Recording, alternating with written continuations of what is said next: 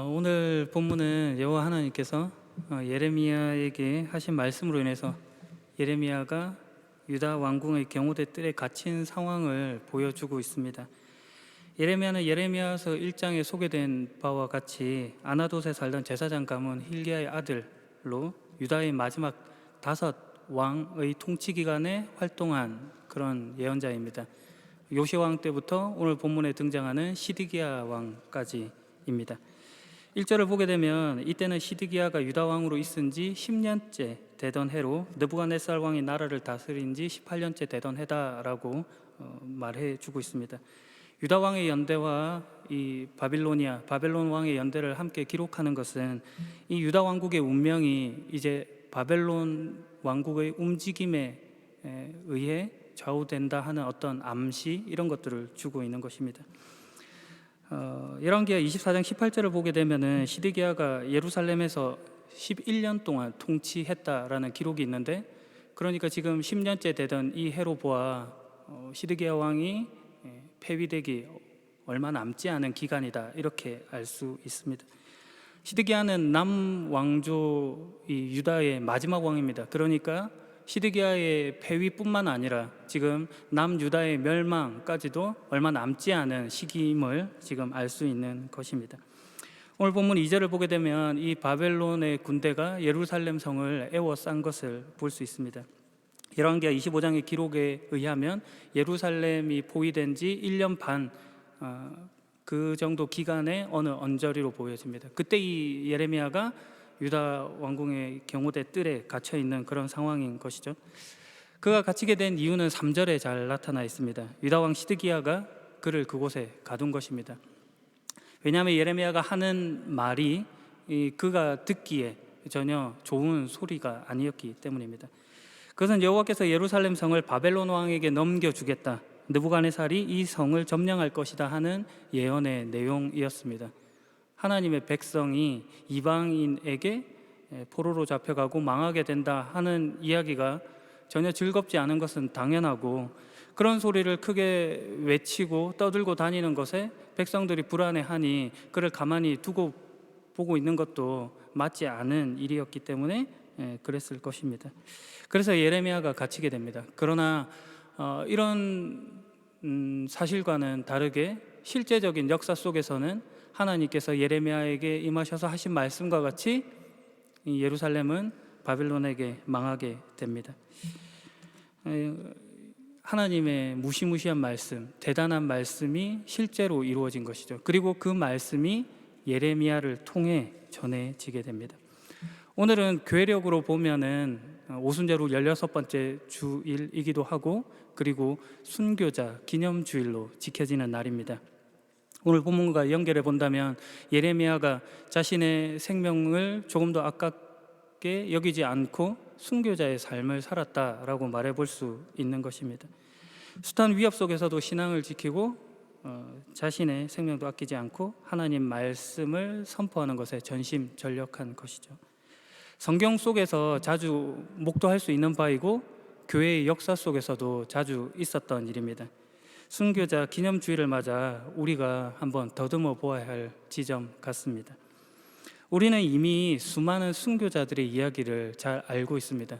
대표적으로는 성경 사도행전 8장에 나타나 있는 스데반을 기억할 수 있겠죠. 최초의 순교자로 여겨지기도 하는데, 그는 사람들이 자신에게 돌을 던져서 치고 그리고 그렇게 죽음을 맞이할 때 하나님께 자신의 영혼을 의탁드리며 이 죄를 저들의 책임으로 돌리지 말 것을 말하며 순교했습니다. 사도행전 12장을 보게 되면 헤롯 아그리빠 왕이 사도 야고보를 칼로 죽이는 기록이 나타나 있습니다. 우리 입장에서 보면은 사도 중에서 베드로가 제일인 것 같고 요한이 또 큰 사람인 것 같이 느껴지지만, 가장 먼저 야고보가 잡혔고 순교하는 죽음을 맞았다는 것에서 그 당시 사람들이 어떤 인식을 했고 야고보가 어떤 지위를 가졌는지를 한번 또 생각해 볼 수 있는 대목이기도 한 것 같습니다. 이런 순교의 행렬들은 초대교회의 역사 속에서 줄기차게 나타났습니다. 초대교회 교부였던 이그나티우스는 사자에게 잡아먹혔습니다. 그는 그 순교의 순간에도 내가 오직 예수 그리스도를 얻게 된다면 화형이나 십자가나 사자의 맹렬한 공격도 감수하며 견딜 것이다 라는 말로 자신의 신앙을 고백했습니다. 서머나 교회의 감독이었던 폴리캅은 화형을 앞둔 속에서 나는 86년 동안 그분을 섬겨왔는데 그동안 그분은 한 번도 나를 부당하게 대우하신 적이 없다. 그런데 내가 어떻게 나의 왕이요 나의 구주가 되시는 분을 욕할 수 있겠는가라는 말로 담대히 나아갔습니다. 바실은 몸이 찢겨 죽는 그런 순교를 당했는데 그는 자신의 입으로 결코 예수 그리스도를 부인할 수 없다라는 말을 남겼습니다. 존 위클리프라는 종교개혁의 선구자 같은 분이 계신데 그는 죽음 이후에도 그 시체를 꺼내서 그 뼈와 그의 책을 불살라버리는 그런 일을 겪기도 했습니다. 얀 후스는 서로 사랑하십시오 라는 말로 그의 최후를 증언한 사람이기도 합니다. 이런 수많은 순교자들의 이야기는 더 할 수도 있습니다. 한국과 관련하여서 말해본다면 로마 가톨릭의 최초의 신부님이라고 하는 김대건 신부님은 여러분들의 행복을 위해서는 죽음 후에 여러분의 행복을 위해서는 천주를 믿으십시오라는 말로 죽음을 맞이했습니다. 평양 형무소에서 죽음을 맞았던 주기철 목사님은 나는 이 붉은 벽돌 밖으로 나갈 것을 기대하지 않는다. 그러나 나의 이 죽음이 하늘의 미랄이 되기를 소망한다라는 말로 담대히 죽음을 맞았습니다. 한글 성경 반포에 힘쓴 백홍준이라는 분은 장로님의 신분으로 한국 개신교의 최초의 순교자로 기록되어 있기도 합니다. 진리 대신 하나님을 가진 자들이 숱한 위협과 고문 속에서도 자신의 신앙을 저버리지 않고 담대히 나아갔던, 죽음을 맞았던 그런 이야기들입니다. 그런 점에서 테르툴리안 누스는 자신의 그 변증서에서 이런 말을 했습니다. 순교자들의 피가 교회의 씨앗이다. 그리스도 예수께서 자신의 보혈을 통해서 온 인류를 구원하신 것을 본받아 자신의 생명도 그 피도 조금도 아깝지 않게 여겼던 사람들의 이야기입니다. 그럼에도 불구하고 오늘 여러분과 나누고 싶은 것은 오늘날 이 순교라는 말에 왜곡이 있어서 그 내용에 있어 약간의 오해를 가진다는 것입니다. 그것은 이 순교가 단순히 순교, 니꼴, 죽음이라고 하는 등식으로 성립시키는 것밖에 더 없어 보인다는 것입니다. 사실 더 있는데 말이죠. 이것은 마치 우리가 아우크스부르크에서 민헨으로 여행을 할 때 얼마나 빨리 가는지를 따지는 것과 다를 바 없습니다. 사실 아우크스부르크에서 민헨으로 가는 여정 속에서 중요한 부분은 더 있을 수도 있습니다. 어떻게 가는지, 무엇을 가지고 가는지, 왜 가는지, 그리고 정확한 목표지로 어디로 가는지와 같은 물음들 말입니다. 순교는 필연적으로 죽음을 바탕하고 있지만 그 속에 동일한 질문을 던져야 하는 것입니다. 이 죽음이 가지는 의미가 무엇인지, 무엇을 향해 가고 있는지, 그리고 왜 하고 있는지와 같은 분명한 의미들 말입니다. 오늘 순교자 기념주일을 맞아 이것을 한번 살펴보려고 합니다. 그렇다면 가장 기본적으로 순교라는 말은 어떤 뜻이 있는가? 사전적으로 보면 어떤 자기가 믿는 종교를 위해서 생명을 내어놓는 행위로 기록되어 있습니다. 그러나 기독교의 순교는 세계 기독교 백과사전을 보면 이렇게 정의되어 있습니다. 복음을 증거하는 상황에서 인간의 적의의 결과로 생명을 잃는 것. 그러니까 생명을 잃는 것, 죽음 앞에 더 붙는 내용이 있는 것이죠. 그 가운데 하나가 인간 적의의 결과로 빚어지는 것이라는 말입니다. 적의라고 하는 것은 적대하는 마음, 그리고 해치려는 마음, 앙심 이런 뜻입니다. 그러니까 그 순교자와 반대하는 어떤 사람들에 의해서 자행되는 반대자의 저항에 부딪히는 일이라고 하는 것이죠. 순교가 단순히 자살과 비교되는 지점이 이것입니다. 순교가 뻔히 죽음을 알고 그것을 향해 달려가고 있다는 점에서 자살과 비슷하게 보이기는 하지만 그 반대되는 자의 저항 속에 있다는 것에서 구분되는 것입니다. 자살 역시도 자신을 자살로 내모는 수많은 여러 요소들 반대에 저항하여 죽었다라고 하면 같을 수는 있겠으나 그것을 받아내는 방식에 있어서는 분명 다릅니다. 순교는 그 죽음을 받아내는 반면 자살은 그것을 어떻게 말하면 핑계댄다고 할까요? 그럼 다시 다르게 말을 해보면 이런 것입니다. 순교는 그 반대자의 죄, 잘못을 오롯이 뒤덮어 쓰는 것임에 반해 자살은 다른 사람들의 책임과 잘못으로 돌려버리는 그런 차이가 있는 것이죠. 그런 맥락에서 기독교의 순교라고 하는 것은 타자, 다른 일을 목적한다는 중요한 방향성을 가지는 것입니다. 자살이 살 근거를 찾지 못한 자가 살고 싶다라고 하는 표현으로서 자아의 구원에만 초점을 두고 있는 것임에 반해 기독교의 순교라고 하는 것은 타자, 다른 사람을 중요한 방향으로 생각하고 목적으로 하는 것에서 타자의 구원이 중요한 특징이라고 할 수 있는 것입니다. 하나님이 세상을 이처럼 사랑하신 것과 같은 마음이 순교 속에서 빛나고 있습니다. 더하여 기독교의 순교에 나타난 정의로 보아 그 깊은 내용은 복음을 증거하는 상황에서라는 단서가 붙어 있다는 것입니다. 그냥 죽는 게 아닌 것입니다. 복음, 예수 그리스도를 통한 구원의 기쁜 소식, 그것이 그 죽음의 근거가 되는 것입니다. 지난주 설교의 내용으로 빗대어 표현해 보자면 예수 그리스도께서 성육신하시고 공생애를 사시고 십자가의 죽으심으로 우리의 죄를 용서하시고 건지실 뿐만 아니라 그와 우리를 하나로 묶으셔서 완성으로 이끄신다는 그 내용을 전하는 것에 순교의 바탕이 있는 것이겠죠. 그러므로 순교는 결코 개인의 영달 그리고 개인의 어떤 만족, 성취를 위해서 있는 것이 아니라 하나님의 하시는 일 속에 있는 사건이 되는 것입니다. 순교가 복음과 관련하여 중요한 의미를 가지는 것이죠. 이것은 순교라는 단어가 성경적으로 어떻게 쓰여졌는지 그 어원적인 내용을 살펴보면 더 뚜렷해집니다. 흔히 우리가 말하는 순교라는 말은 라틴어 마르티리움이라는 말에서 온 단어입니다. 이 마르티리움을 헬라어로는 마르티온이라는 말로 이렇게 기록되어 있는데요. 그 마르티온이라는 단어를 순교로 번역하기는 하였지만 그 원래적인 단어는 증거라는 뜻입니다. 그러니까 순교자는 마르티온이라는 마르투스라는 단어인데 그 본래 뜻은 증언자라는 뜻을 가지고 있는 것이죠.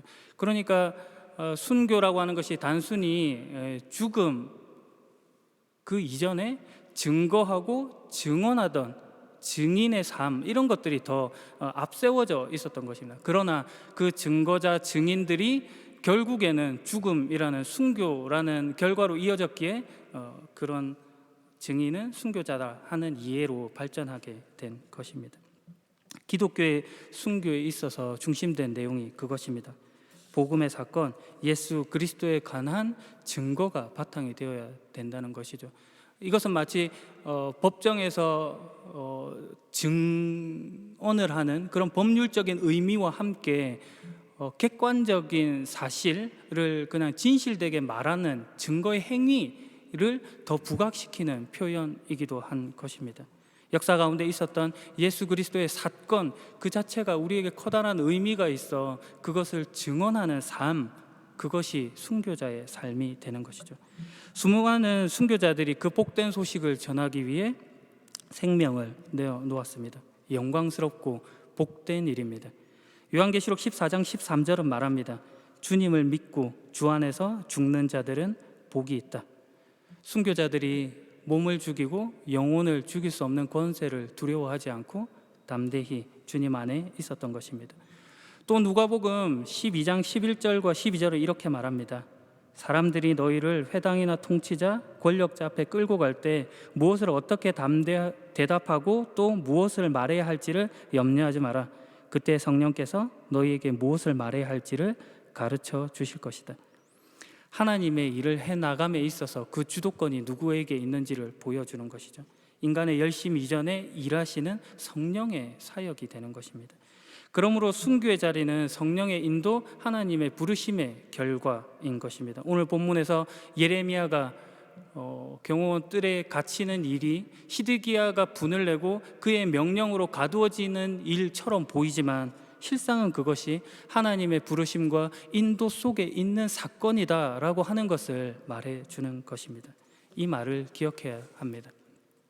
무슨 말인가 하니 성령의 사역, 하나님의 사역, 하나님의 인도로 빚어진 일이 순교라고 하는 것입니다. 우리의 질문은 늘상 뻔하죠. 하나님의 부르심과 인도, 보호, 그 숱한 약속들 속에서도 왜 우리는 고난과 순교의 자리를 맞이하게 되는가? 받아들일 수 없다는 것이죠. 신자들이 이런 질문에 대한 답을 찾지 못하면 우리의 신앙생활이 어려워질 수밖에 없습니다. 그러나 시편 기자는 시편 119편 71편에 이런 고백을 합니다. 고난 당하는 것은 유익이다. 왜냐하면 고난을 통해서 비로소 주의 율례, 주님의 말씀을 깨닫게 되었다고 말하기 때문입니다. 그것 없이도 깨달을 수 있다라고 하는 오만은 제거되어야 합니다.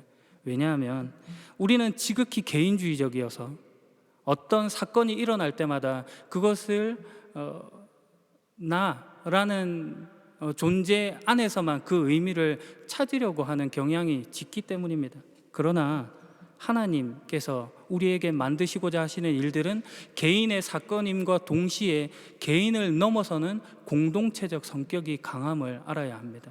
오늘 본문에서 예레미야가 당하는 고난이나 예레미야가 받은 약속이 한 개인에게 국한된 것이 아니라 예루살렘, 이스라엘 전체를 아우르는 말씀인과 같은 것입니다.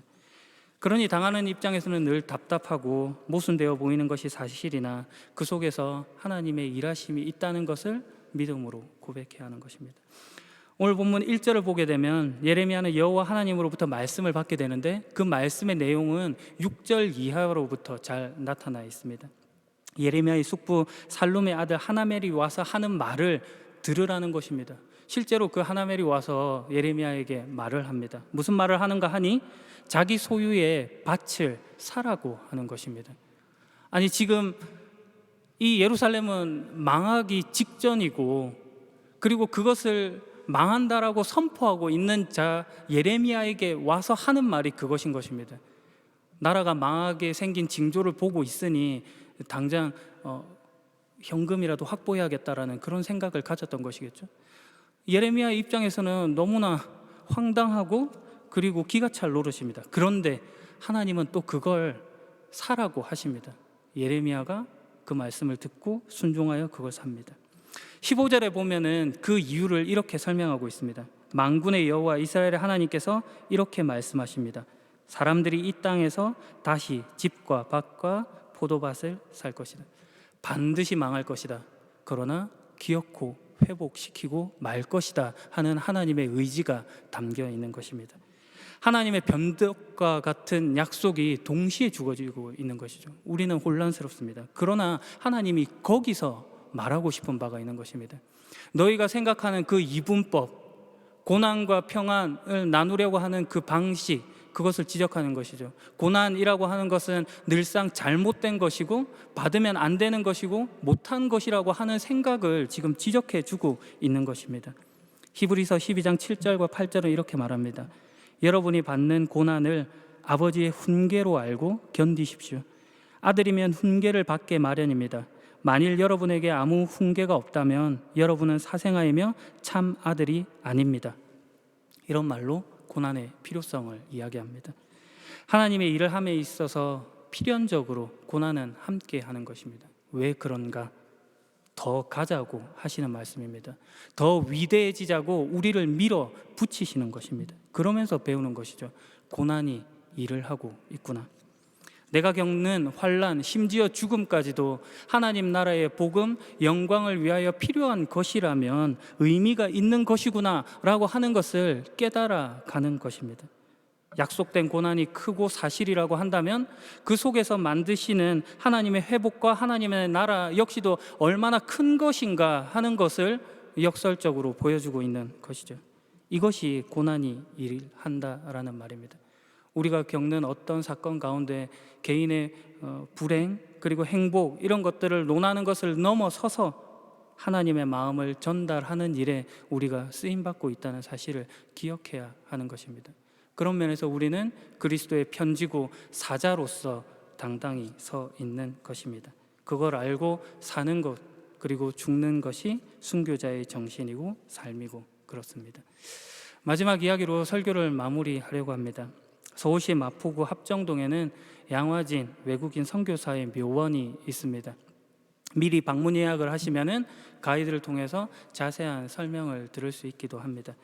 미국 감리교 선교사로 근대사의 시초가 된 배제 학당을 세운 아펜젤러의 묘가 있기도 하고, 그리고 미국 장로교 선교사로 연세대학교의 모태가 된 연희 전문 학교를 세운 언더우드의 묘가 있기도 하고, 그리고 전쟁 중에 한국으로 들어와서 구세군 사령부를 세운 고아들을 돌봤던 위더슨의 묘가 있기도 합니다. 그 숱한 묘들 중에서 제 눈길을 사로잡았던 묘가 하나 있습니다. 그 주인은 소다 가이치라는 분입니다. 소다는 양화진에 안장되어 있는 유일한 일본인이고, 그리고 한국 정부로부터 최초로 문화훈장을 받은 일본인이기도 합니다. 그는 서울 YMCA를 통해서 일본어 선생으로 한국 땅을 밟게 됩니다. 이 무렵에서 감옥에서 이 예수를 믿었던 이상재 선생님이라는 분을 통해서 큰 감명을 받고 기독교인이 되었습니다. 1911년에 105인 사건을 통해서 YMCA에 있었던 많은 사람들이 감옥에 갇히고 고문을 당하는 일이 벌어집니다. 이것을 참을 수 없었던 이 소다가 일본의 만행을 고발하고 그리고 석방을 위해서 노력했죠. 그는 20년이 넘는 시간 동안 1000명 이상의 고아들을 돌보기도 했습니다. 그는 사실 젊은 시절에 이 대만에서 순원의 문화혁명 운동에 가담하기도 했고, 그리고 깊은 산중을 돌아다니며 방랑하는 그런 생활을 했습니다. 숱한 죽음의 위협을 받았습니다. 술에 하루는 만취해가지고 쓰러져 있었는데, 그런 그에게 한 사람이 다가와서 그를 여관에다가 재워주고 그리고 치료해주고 밥값을 내주고 하는 일을 했습니다. 선한 사마리아인을 경험한 것이죠. 그가 한국인이었습니다. 그 한국 사람을 통해서 그가 한국에 관심을 가지고 한국에 들어오게 되고 한국에서 죽게 됩니다. 그가 이런 순교의 삶을 살 수 있었던 것은 그 한 사람, 어떤 누군가 무명의 그 사람의 희생, 그것에 감동하였기 때문일 것입니다. 그 무명의 사람은 또 어떤 누군가의 은혜를 입었을지도 모르고 그 누군가는 또 그랬을지도 모릅니다. 자신을 희생해서 타인을 목적하는 순교자의 삶을 산 누군가를 통해 세상이 하나님 나라로 바뀌어져 가고 있는 것을 보는 것입니다. 오늘날 우리는 로마 황제를 숭배하라고 하는 그런 탄압을 겪지 않습니다. 그리고 특정한 종교를 숭배하라고 강요받지도 않습니다. 굳이 오지 말로 선교를 가지 않는 이상 순교를 강요받지 않는 현실 속에 살고 있는 것입니다.